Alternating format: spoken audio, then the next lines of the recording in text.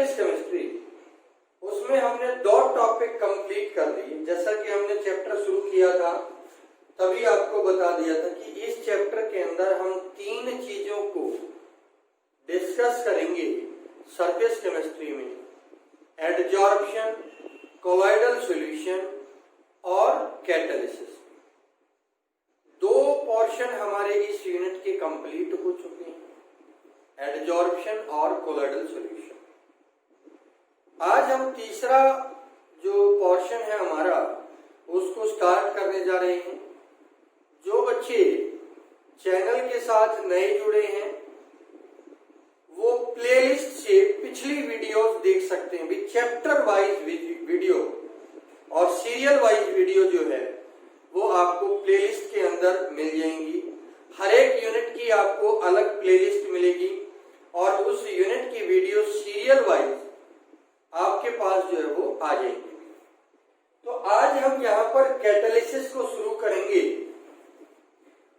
सबसे पहले तो हमें पता होना चाहिए व्हाट इज कैटालिसिस और कैटलिस्ट।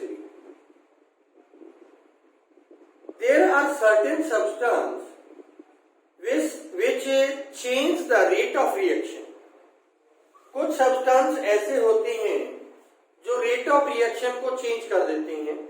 रेट ऑफ रिएक्शन हमने पिछले chapter 4th chapter chemical kinetics में पढ़ा था कि स्पीड ऑफ रिएक्शन किस रेट से रिएक्टेंट प्रोडक्ट के अंदर चेंज हो रही है, उस रेट को कम या ज्यादा कर देते हैं कुछ substance. This was first studied by Berzelius in 1835। ये चीज जो है वो सबसे पहले जो नोटिस की थी वो बर्जीलियस ने की थी 1835 के अंदर कि there are certain substance which can change the speed of reaction. कई बार कंपटीशन में आ जाता है कि भी कैटालिसिस को सबसे पहले किसने स्टडी किया था। बर्जीलियस ने स्टडी किया था 1835 के अंदर। अब उसने कैटालिस्ट को डिफाइन कैसे किया? दो substance which can change the rate of reaction।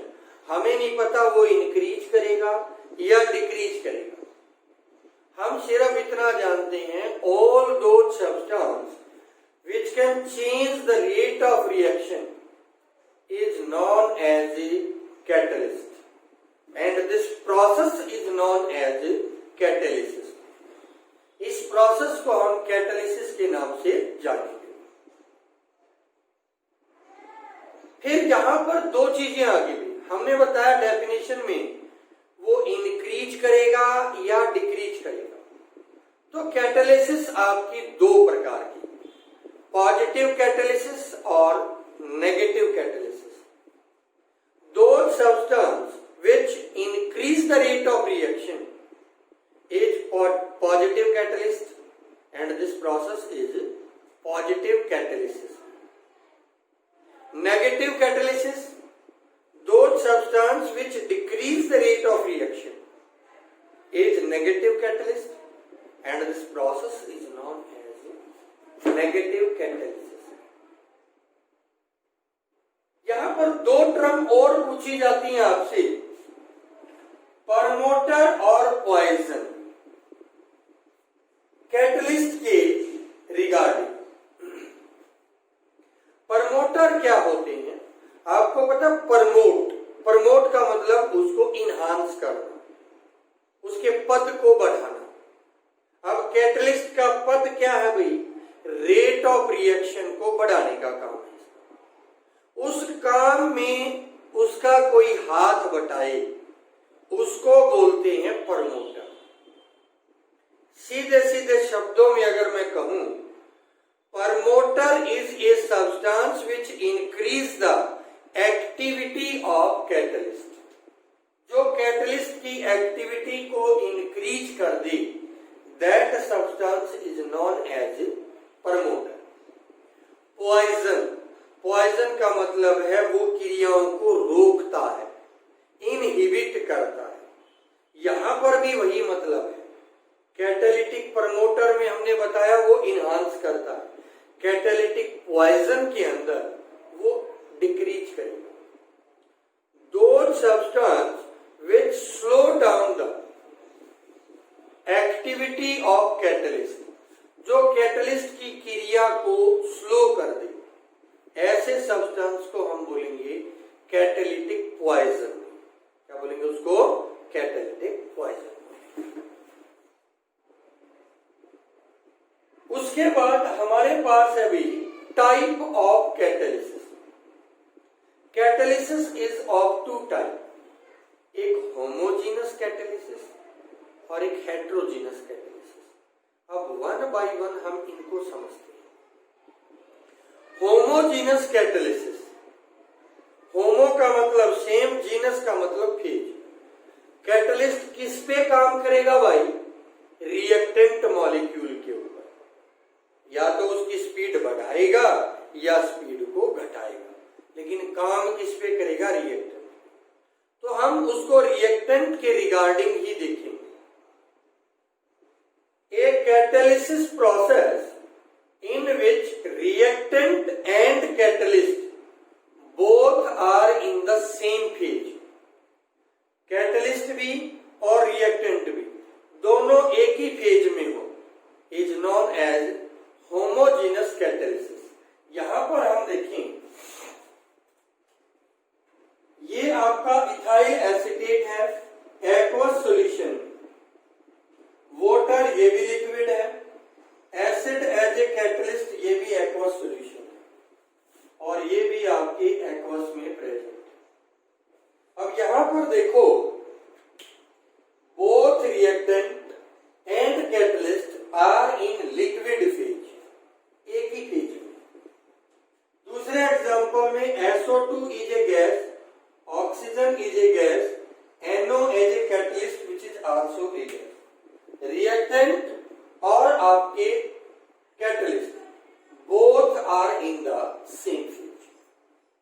ऐसी कोई भी कैटालिसिस प्रोसेस जिसके अंदर आपका कैटलिस्ट और रिएक्टेंट सेम फेज में हो, उसको हम बोलते हैं homogeneous catalysis.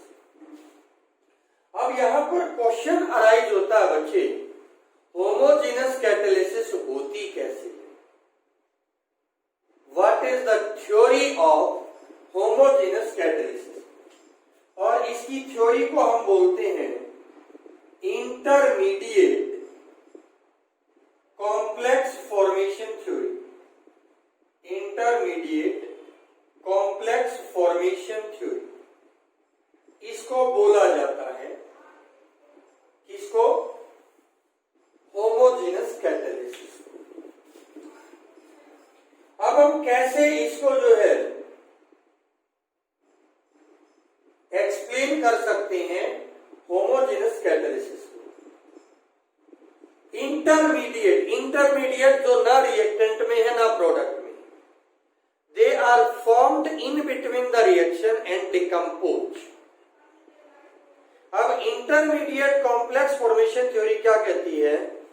In according to this theory, catalyst react with one of the reactant to form the intermediate complex। किसी एक रिएक्टेंट के साथ ये रिएक्ट करके इंटरमीडिएट बनाएगा, and these intermediate react with another reactant or decompose to form the final product, and catalyst is regenerated। Because intermediate complex have very high energy and very less stability, जिसकी stability कम होगी वो आसानी से टूट जाएगा। This theory is known as intermediate complex theory। बहुत simple शब्दों में, according to this theory, one of the reactant react with catalyst to form the intermediate complex। These intermediate complex have very high energy and low stability, so they decompose or react with another reactant to form the final product, and catalyst is regenerated at the end, दोबारा से regenerate हो जाएगा, फिर से वो दूसरे reactant के साथ रिएक्ट करेगा। This is the theory of homogeneous catalysis. अब हम बात करते हैं हेट्रोजीनस कैटालिसिस के बारे में। हेट्रो मतलब डिफरेंट, जीनस मतलब फेज। ऐसी कैटालिसिस प्रोसेस जिसके अंदर रिएक्टेंट और catalyst are present in different phase, अलग अलग फेज के अंदर पाए जाते हों रिएक्टेंट और कैटलिस्ट, उसको हम हेट्रोजेनस कैटालिसिस बोलेंगे। एग्जाम्पल, नाइट्रोजन गैस है, हाइड्रोजन भी गैस है, लेकिन आयरन सॉलिड है। Reactant gas, catalyst solid, different phase, heterogeneous catalysis. अब यहां पर ये कहता है how can we explain the theory of heterogeneous catalysis. सबसे पहले ओल्ड एडजॉर्प्शन थ्योरी दी गई थी। ओल्ड एडजॉर्प्शन थ्योरी क्या कहती है? Reactant molecule are adsorb on the surface of catalyst, so they come close to each other and react to form the product. This theory is known as old adsorption theory. फिर इस theory से explain नहीं हो पाई heterogeneous catalysis. फिर अगली theory जो दी गई वो दी गई intermediate complex formation theory. According to this theory, same homogeneous catalysis की तरह, catalyst react with one of the reactant to form intermediate complex. These intermediate complex have high energy and low stability, so they decompose to give final product.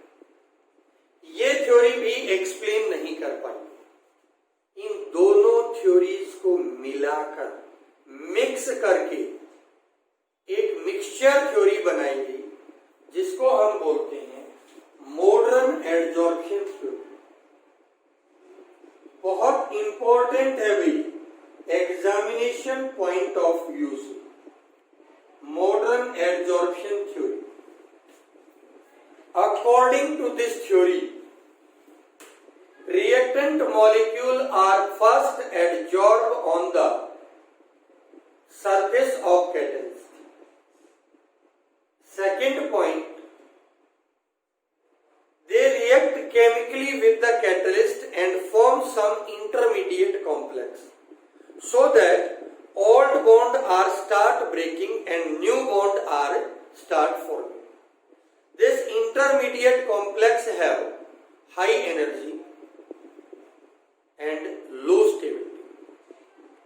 These intermediate complex are decomposed to form the product. ये तीसरा point बना। Fourth point, product do not have affinity towards the surface of catalyst and they dissolve. उनकी surface के साथ कोई bonding नहीं है और वह निकल जाएगी, so that surface will free to adsorb other reactant. So this theory is modern adsorption theory, which explain heterogeneous catalysis very clearly. क्योंकि यहाँ पर कैटलिस्ट रीजनरेट हो रहा है, इसलिए small amount of catalyst is sufficient. क्योंकि कैटलिस्ट लगभग solid है, वो गैसियस रिएक्टेंट को एडजॉर्ब कर सकता है। So this theory explain all the phenomena of heterogeneous catalyst. ये था भैया आपका टाइप ऑफ कैटलिस्ट। कल हम इस यूनिट को खत्म करेंगे और डिस्कस करेंगे आपका कैटालिसिस के बारे में, एंजाइम एज ए कैटलिस्ट।